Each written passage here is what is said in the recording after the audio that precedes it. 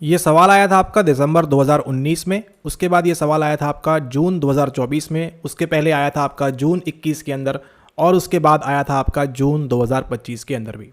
ये सवाल आपका कई बार रिपीट हो चुका है और उसी के साथ साथ ये आया था आपके हिडन पेपर के अंदर भी। तो ये जो सवाल है ये आपके लिए बहुत ज़्यादा इंपॉर्टेंट रहने वाला है और इस सवाल को हम समझेंगे आज डिटेल के अंदर। आप देख रहे हैं इस चैनल को, तो स्टार्ट करते हैं और आपके अपकमिंग एग्जाम के लिए किस तरह से फ़ायदेमंद होगा उसको आपने यहाँ पर जानना है।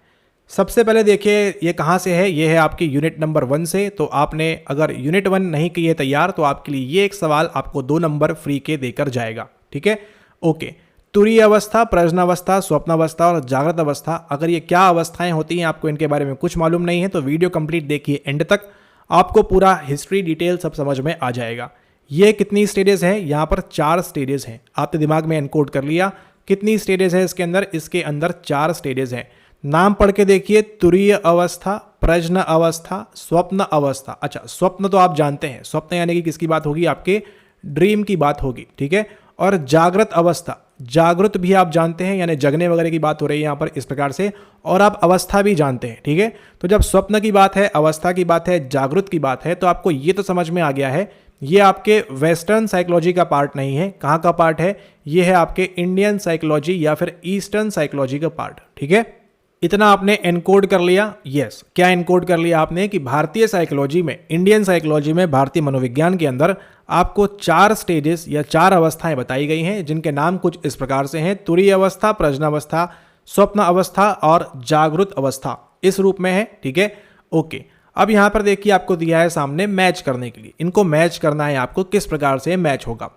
ठीक है, अब अगर हम बात करें सबसे आसान वाले की, वो कौन सी है? वो है आपकी जागृत अवस्था। किस प्रकार से लिखा जाएगा इसको? ऐसे भी लिख सकते हो, ऐसे भी लिख सकते हो। ठीक है, अवस्था, ठीक है, जैसा आपको कंफर्टेबल लगे आपकी हिंदी के अंदर। तो जागृत अवस्था जो है इसके अंदर जागने की बात हो रही है, या तो यह व्यक्ति जागेगा यहाँ पर। ठीक है, कौन व्यक्ति है? आप और हमारी बात हो रही है। ठीक है, ऐसी अवस्था जिसके अंदर क्या है, हम जागे हुए हैं। अब आपको क्या करना है? यहाँ पर मैच करना है। मैच करने में देखिए सिंपली कौन सा जाएगा आपका? ये वाला चला जाएगा, the state of normal consciousness. यानी यहाँ किसकी बात हो रही है आपकी? यहाँ पे आपकी सामान्य चेतना की बात हो रही है। Normal consciousness concerned with material world. ठीक है, इस भौतिक दुनिया से जो आपको मतलब है उसकी बात हो रही है यहाँ पर 100%। तो आज के बाद ध्यान रखिएगा, जागृत अवस्था या जागृत अवस्था के अंदर क्या चीज आएगी? जब कोई व्यक्ति जो है कहाँ लिप्त है? भौतिक सुख सुविधाओं के अंदर लिप्त है। ठीक है, कि गाड़ी मिल जाए, बंगला मिल जाए, पैसा मिल जाए। The state of normal consciousness, जो जिस सभी से आप और हम ऑपरेट हो रहे हैं आज की तारीख में। ठीक है, तो डी के साथ क्या जाएगा आपका? डी के साथ जाएगा आपका फर्स्ट। अब एक बार आपने यहाँ ऑप्शंस में चेक कर लेना है डी के साथ फर्स्ट कहाँ जा रहा है। केवल आपके 2 ऑप्शंस के अंदर जा रहा है, या तो सेकंड सही होगा या फिर आपका यहाँ पर थर्ड सही होने वाला है। अब यहाँ देखिए सी के साथ क्या दिया है? सी के साथ दिया हुआ है आपको यहाँ पर 2, यानी कि स्वप्न अवस्था क्या होगी? वो है आपकी सेकंड वाली, सबकॉन्शियस, अवचेतन में चले गए आप। ठीक है, आप यहाँ क्या थी? नॉर्मल चेतना की बात की हमने, लेकिन यहाँ हम किसकी बात कर रहे हैं? अब हम यहाँ पर अचेतना या अवचेतन की बात कर रहे हैं। Subconscious faculty concerned with the subtler aspects of human knowledge and experience. मतलब यहाँ पर क्या हुआ है? यहाँ पर कहानी में ट्विस्ट कुछ इस प्रकार से है कि अब आपको जो है भौतिक सुख सुविधाओं के बारे में जानकारी तो है, लेकिन उसी के साथ साथ कि भैया आत्मन भी कुछ होता है, हमको इसके ऊपर उठ के भी कार्य करना है। थोड़ा बहुत आपको ज्ञान के बारे में, अनुभव के बारे में आपको धीरे धीरे यहाँ पर ये आ रहा है। ठीक है, आप भी देखिए जब आप 16, 17, 18 साल के थे आपको क्या चाहिए? गाड़ी, बंगला, मोटर बाइक, वो सब चाहिए। लेकिन आज आप यहाँ 30, 35, 20, 25, 25 से 30 साल या 30, 35 साल के जब आप ब्रैकेट में आए हैं तो आपको मालूम पड़ गया, अच्छा ये गाड़ी बंगला भी तो ठीक है, अच्छी चीज़ है, लेकिन उसके साथ साथ मैं कौन हूँ, मैं ये वो सब आपको यहाँ पर कैसे आ रहा है? एक्सपीरियंस से, अनुभव से और आपके नॉलेज से यहाँ पर आ रहा है। ठीक है, तो ये ऑप्शन भी हो सकता है सेकंड वाला, और ये भी हो सकता है आपका थर्ड वाला। ये भी आपने एनकोड कर लिया। चलिए रिवाइज करते हैं। 4 स्टेजेस इसके अंदर होती हैं। जागृत अवस्था, स्वप्न अवस्था देख लिया आपने। अब अगली जो आने वाली है वो कौन सी है? वो है आपकी यहाँ पर प्रज्ञा अवस्था। अब प्रज्ञा अवस्था क्या बोल रही है वो देखिए यहाँ पर, या तो प्रज्ञा अवस्था ये वाली होगी या तो प्रज्ञा अवस्था ये वाली होगी। ठीक है, कौन सी होती है? देखिए ये होती है आपकी थर्ड वाली, स्टेट ऑफ सुपर कॉन्शियसनेस। अब चेतना कैसी हो चुकी है? और हायर लेवल की हो चुकी है।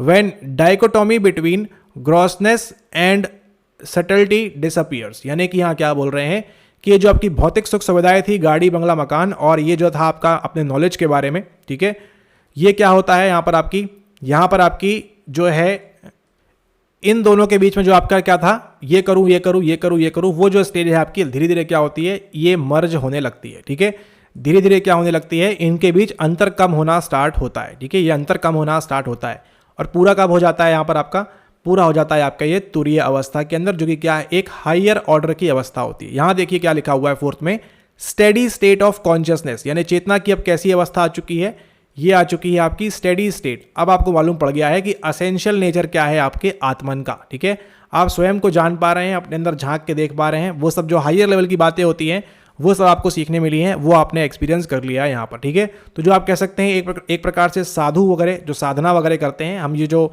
आजकल मटेरियल वर्ल्ड वाले हैं उनकी बात नहीं कर रहे, जो कैलाश में बैठ के यहाँ वहाँ बैठ के जो है, ठीक है, हर किसी इसमें पूरा देश दुनिया छोड़ के जो साधना वगैरह करते हैं उनकी यहाँ बात हो रही है। ठीक है, उनको क्या होता है, प्रॉपर आत्मन यहाँ पर एक्सपीरियंस हो चुका है। ठीक है, तो ए के साथ जाएगा आपका फोर्थ वाला, बी के साथ जाएगा आपका थर्ड वाला, सी के साथ जाएगा आपका सेकेंड वाला और डी के साथ जाएगा कौन सा, आपका 1 वाला। ठीक है, हम क्या कर रहे हैं यहाँ पर, हम कर रहे हैं आपके यूनिट नंबर फर्स्ट का ये सवाल, जो आपके लिए सुपर इंपॉर्टेंट रहने वाला है आने वाले एग्जाम के लिए। ठीक है, यहाँ तक कहानी सेट है आपको। ओके, अब हम चलते हैं कहाँ पर, अब हम चलते हैं एक और सवाल के ऊपर, और वो सवाल है ये जो आया है आपके 2021 के अंदर। ठीक है, सबसे पहले पढ़िए, तुरीय अवस्था, अपार विद्या, पराविद्या, निधिध्यासन, किसके बारे में आप जानते हो, आप जानते हो तुरीय अवस्था के बारे में। तुरीय अवस्था कौन सी होती है, चौथी वाली जो होती है आपकी स्टेडी स्टेट। ठीक है, आपकी सुपर कॉन्शियसनेस वहां आ जाती है, चेतना बहुत हाई लेवल की चली जाती है। ठीक है, आपको केवल सिंपली चेक करना है यहाँ पर चेतना की बात कहाँ हो रही है। ट्रांस कॉग्निटिव रियलाइजेशन, कोई मतलब नहीं है इससे, हाईएस्ट स्टेट ऑफ कॉन्शियसनेस, कहानी खिंच गई आपके सामने आंखों के। तुरीय अवस्था यहाँ पर इस दुनिया में आप सेकंड ही मार्क करोगे, इसके अलावा कोई ऑप्शन ही नहीं छोड़ा आपके पास कि आप और कुछ मार्क करके चले जाओ। ठीक है, इसका आंसर क्या होने वाला है आपका, highest state of consciousness, this will be your correct answer. ठीक है, ये आपका जो है करेक्ट आंसर रहने वाला है, यानी ए के साथ 2 देखिए आपका सेकंड ऑप्शन में है, और कौन से ऑप्शन में है, आपके यहाँ पर थर्ड ऑप्शन के अंदर भी है।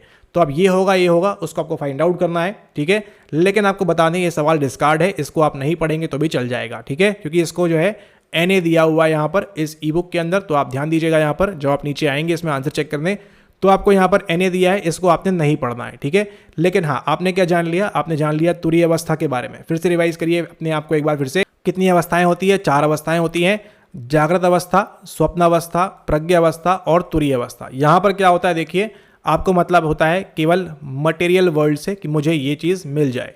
यहाँ पे क्या होता है, आपको मालूम पड़ता है कि मटेरियल वर्ल्ड भी एक चीज़ है और यहाँ पर भी एक चीज़ है। इस वाले के अंदर क्या होता है, आपको क्या मालूम पड़ता है कि इन दोनों के बीच जो गैप है वो क्या होता है, वो धीरे धीरे यहाँ पर कम होने लगता है। ठीक है, और इस वाले के अंदर क्या होता है कि नहीं, आपको जो अपने संपूर्ण आत्मन है उसकी यहाँ पर जानकारी प्राप्त हो जाती है तुरीय अवस्था के अंदर। ठीक है, यहाँ तक कहानी क्लियर है।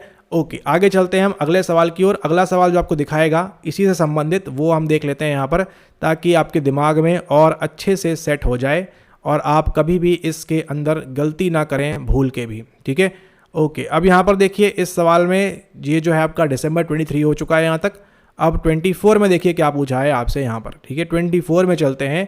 ये देखिए पंचकोश भी आपका रिपीट हुआ है। ठीक है, पंचकोश भी रिपीट हो रहा है इस प्रकार से। अब यहाँ पर देखिए, यहाँ पे क्या लिखा हुआ है, the different state of consciousness like wakefulness, dream, deep sleep as well as extraordinary state, तुरीय अवस्था आर डिस्क्राइब्ड इन। कौन से उपनिषद के अंदर आपको देखने को मिलता है, मांडुक्य उपनिषद, काठ उपनिषद, श्वेत स्वतरा उपनिषद या फिर मीमांसा के अंदर आपको ये देखने मिलता है। तो ये आपको कहाँ देखने मिलेगा, different state of consciousness, wakefulness ये आपकी जागृत अवस्था है, ड्रीम ये आपकी स्वप्न अवस्था है, डीप स्लीप ये आपकी प्रज्ञा अवस्था है, as well as extraordinary state तुरीय अवस्था ये आपकी टी है, आर डिस्क्राइब्ड इन। ये कहाँ देखने मिलती है आपको, ये देखने मिलती है आपको वन एंड ओनली आपके मांडुक्य उपनिषद के अंदर। ठीक है, ये आपका जो मांडुक्य उपनिषद है इसके अंदर आपको ये 4 अवस्थाएं देखने मिलती है। तो आपने क्या क्या इनकोड कर लिया, अगली बार क्या पूछेगा, कितनी अवस्थाएं होती है, 4 मार्क कर दीजिएगा। क्या क्या है उसका निमोनिक, JSBT उसका निमोनिक है, और उसी के साथ साथ कहाँ देखने मिलता है आपको देखने मिलता है मांडुक्य उपनिषद के अंदर। ठीक है, ये समझ लिया आपने। इस प्रकार से देखो कितना भर भर के आपको PYQ रिपीट कर रहा है। बस थोड़े से आपके कंसेप्ट क्लियर हो जाएं, 2 नंबर आपको फ्री के मिल जाएंगे आपको। ठीक है, फ्री के मिल जाएंगे। और यहाँ देखिए एक और चीज़, यहाँ पर इसके अंदर देखिए, ये देखो यहाँ पर, अब इस सवाल को आप पढ़ो, आप क्या मार्क करोगे। ठीक है, the 5 sheets Panchakosha theory is explain in Katha Upanishad, Mandukya उपनिषद, प्रश्न उपनिषद या फिर तैत्तिरीय उपनिषद। ये बात तो 100% ये यहाँ पर स्थापित हो चुकी है कि अगर आपने वीडियो के पिछले 10 मिनट देख लिए हैं, आप मांडुक्य उपनिषद के साथ आप ये जो पंचकोश हैं जिसका आपने निमोनिक जाना है APMVA, उसको तो आप कभी मार्क नहीं करोगे। अब बचते हैं आपके सामने ऑप्शन, या तो काठ उपनिषद या फिर प्रश्न उपनिषद या फिर तैत्तिरीय उपनिषद। क्या होगा इसका सही आंसर इन तीनों में से, उसको यहाँ कमेंट करें। इस सवाल को देखेंगे हम अगले सेशन के अंदर कि और किस प्रकार से आपको और कौन से टॉपिक्स हैं जो आपके यूनिट नंबर 1 में इंपॉर्टेंट रहेंगे। ये सवाल भी इंपॉर्टेंट है, अगला वाला इनसे संबंधित सवाल भी इंपॉर्टेंट है, जहां पर हम देखेंगे पंचकोशास के बारे में। तब तक के लिए धन्यवाद।